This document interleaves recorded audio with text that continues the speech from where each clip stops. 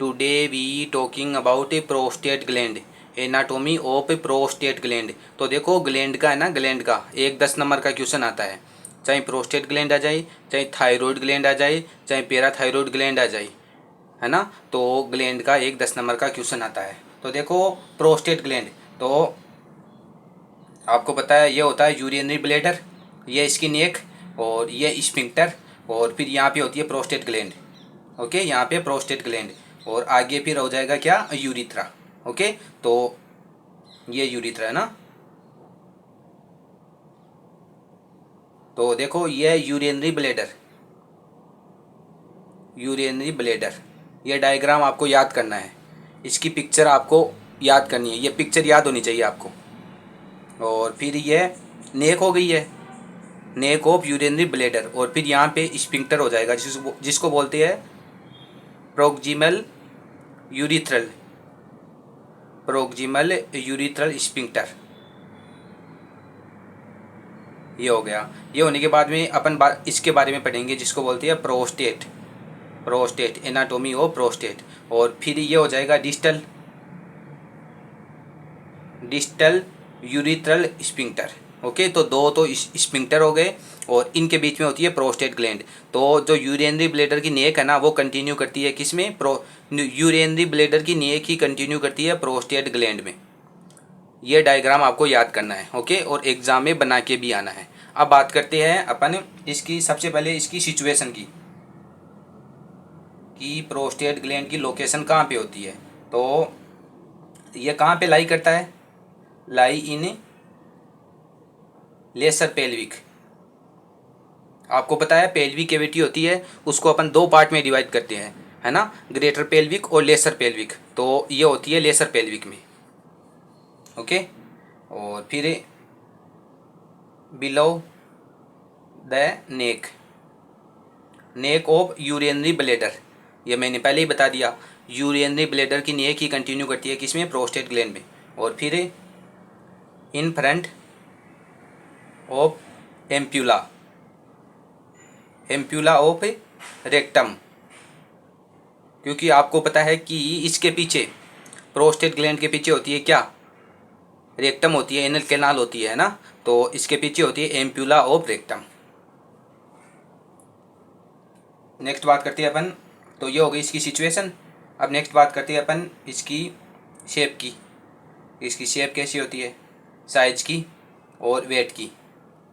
यहाँ से क्वेश्चन आता है एक 2 नंबर का, MCQ भी आता है, और एक 2 नंबर का क्वेश्चन भी आता है यहाँ से। या तो इसकी साइज पूछ लेते हैं, या फिर इसका वेट पूछ लेते हैं। ओके, तो देखो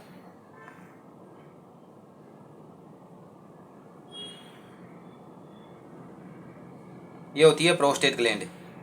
ओके, तो इसका ये ऊपर वाला तो बेस हो गया, तो बेस अपवर्ड होता है एक, और ये हो गया अपेक्स, तो अपेक्स होता है डाउनवर्ड नीचे की ओर, और ये 2 लेटरल वॉल हो गई, और ये एंटीरियर आगे की ओर और पीछे की ओर सरफेस हो गई। ओके, तो ये भी डायग्राम आपको याद करना है। अपेक्स बेस हो गया, अपेक्स हो गया, 2 लेटरल सरफेस और एक एंटीरियर सरफेस, और दूसरी पीछे की ओर पोस्टीरियर सरफेस। ये आपको डायग्राम ये भी याद करना है, और ये ऊपर वाला भी आपको याद करना है, ये वाला।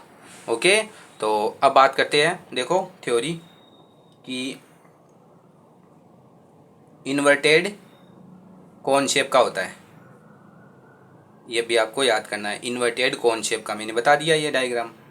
और इसकी विड्थ होती है 4 सेंटीमीटर, और ये इम्पोर्टेंट है।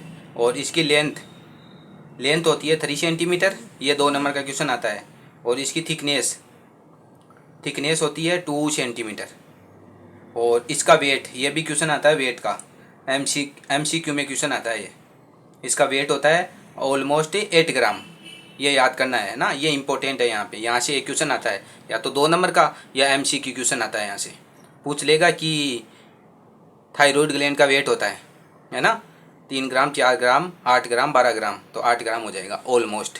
ओके, नेक्स्ट बात करते हैं अपन। अब मैंने ये भी बता दिया कि एक होता है अपेक्स जो डाउनवर्ड होता है, ये डायग्राम आपको याद करना है। इसकी पिक्चर आपको इसकी पिक्चर है ना आपके दिमाग में होनी चाहिए, और एक ऊपर वाले की। तो अपेक्स डाउनवर्ड, और बेस होता है अपवर्ड, यह भी मैंने डायग्राम में समझा दिया आपको। और फोर सरफेस होती है, यह भी मैंने आपको डायग्राम में बता दिया। आगे की ओर एंटीरियर और पीछे की ओर पोस्टीरियर और two lateral inferolateral. Okay, two inferolateral. तो 4 सरफेस होती है, इम्पोर्टेंट है, याद करना है तुम्हें। और अपेक्स होता है और बेस होता है, ठीक है। अब देखो इसका अपेक्स होता है डाउनवर्ड होता है, ये मैंने बता दिया है ना। तो देखो ये हो गया प्रोस्टेट ग्लैंड का अपेक्स, है ना। और पीछे क्या होता है, पीछे मैंने बोला रेक्टम एनल केनाल होती है ना। तो ये एनल केनाल और इनके बीच में इन दोनों को अलग करने का काम करता है पेरिनियल बॉडी। ये तुमको याद करना है कि आगे अपेक्स होता है, फिर पेरिनियल बॉडी और फिर एनल केनाल, ठीक है। तो यह अपेक्स, और अपेक्स होता है डाउनवर्ड। नेक्स्ट बात करते हैं बेस की, कि इसका बेस। तो देखो बेस भी मैंने बता दिया, इसका प्रोस्टेट ग्लैंड जिसका बेस होता है अपवर्ड, है ना, और अपेक्स होता है डाउनवर्ड, ये याद करना है, डायरेक्ट अपवर्ड, ये याद करना है, डायरेक्ट अपवर्ड। और ये भी मैंने बता दिया कि कंटिन्यू करता है नेक ऑफ ब्लेडर, है ना, कंटिन्यू नेक ऑफ ब्लेडर, ये भी हो गया। और फिर बात करते हैं सरफेस, ये भी मैंने बता दी, 4 सरफेस होती है टोटल, एंटीरियर, पोस्टीरियर और 2 सरफेस इन्फीरोलेटरल जो पेल्विक से रिलेट होती है, ठीक है। तो देखना फर्स्ट है एंटीरियर सरफेस। तो देखो इसकी एंटीरियर सरफेस है ना, वो कॉन्वेक्स होती है, ये भी तुमको याद करना है।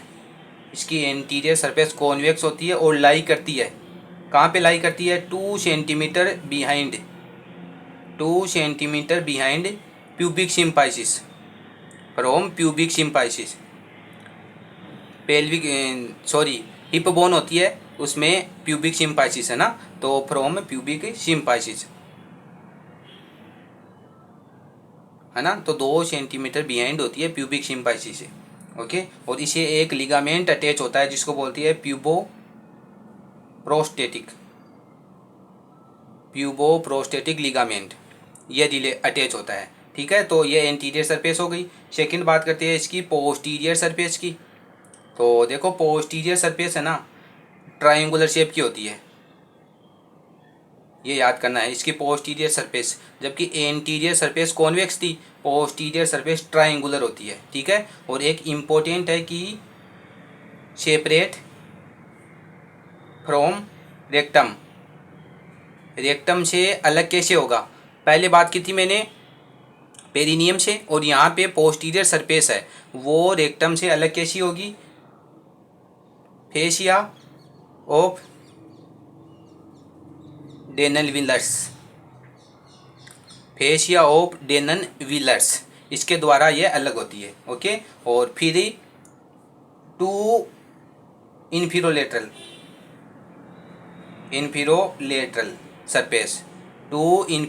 सरफेस, यह रिलेट होती है किसे, पेल्विक से, ओके। साइड में पेल्विक ही तो होती है ना, तो related to wall of pelvic, okay. तो ये हो गई सरफेस। अब नेक्स्ट बात करते हैं अपन, ये भी इम्पोर्टेंट है, जोन ऑफ प्रोस्टेट। तो 3 जोन होती है, याद करना है तुम्हें, कौन कौन सा, ओनली नाम याद करना है कि प्रोस्टेट ग्लैंड में 3 जोन कौन कौन से होते हैं। तो first peripheral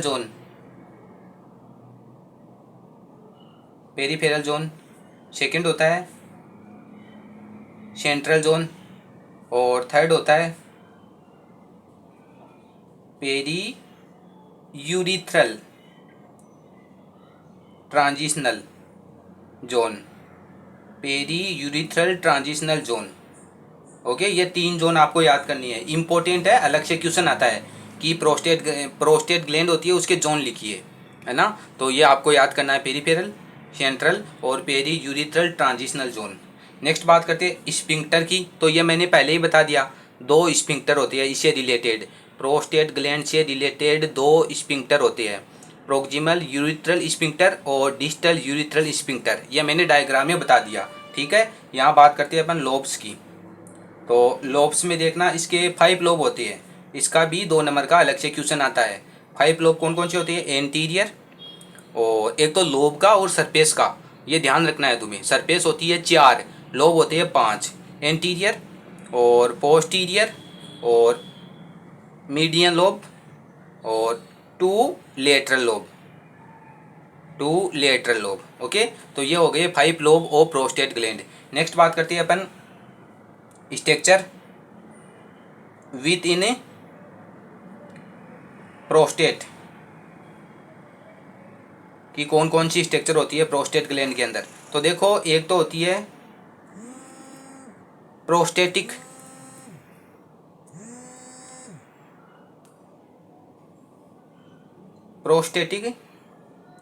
urethra,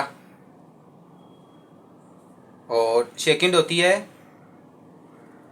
prostatic utricle, और थर्ड होती है इजेकुलेटरी डक्ट। ये इंपॉर्टेंट है, इजेकुलेटरी डक्ट भी इसके अंदर ही खुलती है। ओके, तो ये 3 स्ट्रक्चर आपको याद करनी है, ये भी इंपॉर्टेंट है, ठीक है। नेक्स्ट बात करते हैं अपन इसकी ब्लड सप्लाई। और देखो, जैसे मैंने पॉइंट लिखे हैं ना, वैसे के वैसे आपको एग्जाम में लिख के आना है। ऐसे पैराग्राफ है ना, ऐसे ऐसे नहीं लिखना, आपको पॉइंट बना बना के लिखना है एग्जाम में। ये पॉइंट लिख दिया, ये पॉइंट लिख दिया, ठीक है। पॉइंट बना बना के लिखना है, पैराग्राफ में नहीं लिखना है एनाटॉमी में। तो ब्लड सप्लाई देखना, इसकी ब्लड सप्लाई इंपॉर्टेंट है। इन्फीरियर वेसाइकल और मिडल रेक्टल, मिडल रेक्टल होगी, इन्फीरियर वेसाइकल होगी और इंटरनल पुडेंडल आर्टरी। ओके, तो इन्फीरियर वेसाइकल, मीडियल रेक्टल और इन्फीरियर पुडेंडल आर्टरी। ओके, ये हो गई इसकी ब्लड सप्लाई। और नेक्स्ट बात करते हैं वेन। तो ये प्रोस्टेटिक वीनस प्लेक्सिस, इसमें होता है प्रोस्टेटिक वीनस प्लेक्सिस, नाम से ही है देखो, प्रोस्टेटिक वीनस प्लेक्सिस। और नेक्स्ट बात करती है इसकी नर्वस सप्लाई।